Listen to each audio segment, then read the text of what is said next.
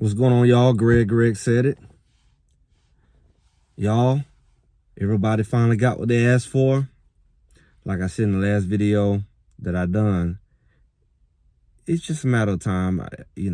Just because we don't hear about things, that don't mean it's not happening or have not happened, especially with Coach Prime. He's not sleeping on his job. He said he's going to do something. Most likely doing it. It was a high priority to him. And sure enough, right after that, the news released that, hey, we have a new DC in Colorado. So the question is, what's next? What now? Everybody got the DC. Was it a big name? Not necessarily. It seemed like it was led up to be a big name or somebody who, for what that is. Only people really don't know what a big name is. Let's be real. People really follow football like that, especially looking at it at the college level. And a lot of people who follow it at the college level don't necessarily follow the pro level to know who's the guys, the up-and-coming guys, unless you just really follow football like that. And that's a whole nother level. But we got a pretty up-and-coming coach, from was Cincinnati Bengals. And they've been pretty successful in his core group. And that defense has been pretty solid.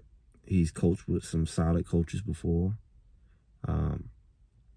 He has some connections, from former coaches who worked with Coach Prime as well. And that fits the mold because Coach Prime typically likes to work with people who he can get a reference on, people who either work with people he knows or people he worked with in the past. So that makes sense. But now that we got this coach here, what's next? And we should already know. I mean, what's next is what's already been going on. We in the part of the season now where the players not really working with the coaches, why we said it really wasn't a big deal. But time is moving. And we see that, maybe within a month it will be a bigger deal because, yeah, you want to have the guys that'll be a rapport and him kind of be there and be around the culture before you jump right into really working with the players. But it really doesn't really get into that until you really start to get on that field. But maybe they can start looking over playbooks. I don't know. It's a limitation on what they can do with the coach as of now. So it's not a major factor right now. But it takes a lot of concern out of people's hearts, I believe. And on that same note, we saw that there was the DNVR Buffs hosts were at the Super Bowl, and they talked to Warren Sapp. And Warren Sapp pretty much just let it straight on out that, hey, I'll be there in March, and I'm going to be a grad assistant. So you're looking at two things this week has been revealed. Maybe by mistake, maybe by the skies. I don't know. But we do know that those two questions about those two major pieces have been answered. Is Warren Sapp actually coming? And also, who's going to be the DC? That was defining the two major pieces. The offense is pretty much covered. You know who's going to be what. Defense is covered. So what's next? The Colorado Buffaloes has full staff. The players are pretty much that's there, going to be there. We're no longer worried about who is going to be coming on a signing day, early signing day, late signing day. Of course, you had opportunity for people to leave after the spring and transfer, and that's going to happen. To what degree, I do not know.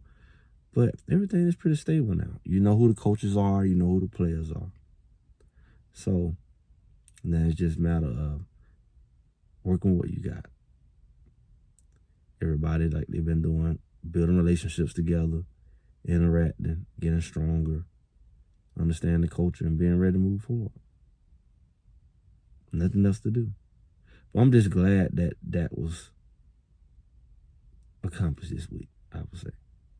He's promised it's going to be in the next few days, and it didn't happen exactly, and people started to get concerned. But now we know he has his DC. And a DC that has a lot of upside, and a DC that has been very successful working in the secondary with the safeties. He has a modern, I would say, he's young. He has a modern approach to defense, so we don't have what they say, an old school philosophy. So, man, it's going to be interesting to see what exactly he brings as a DC. It may be his first role as a DC. especially in the higher levels. Like, he definitely hasn't been a DC in the pros, and he's pretty much been in the pros pretty much all his career, except maybe the first year or so. I think he did a little bit in college, but he definitely wasn't a DC. So we're gonna learn a lot about this guy. You know, we have nobody. That's maybe it's advantage, maybe it's disadvantage. Nobody really knows his style or what he does because he hasn't been to DC before. They can kind of get an idea of what Pat Shermer do because he has been an OC before in college and in the NFL. So maybe you can research a few of his tendencies, but this particular guy, his tendencies have not been revealed yet. So maybe we can count that as an advantage for the Colorado Buffaloes, having a coach who he can catch everybody by surprise with this new defense that can catch everybody by surprise by the time they figure this thing out several games in. So it's going to be interesting. But hey, what else do we expect? Colorado Buffaloes, Coach Prime. I guess we just to see what comes next. I'm Greg. Greg said to make sure y'all like, share, subscribe. We're going to be following this thing throughout the off season. Make sure y'all don't miss anything. Hit that bell notification. And I'll talk to y'all soon.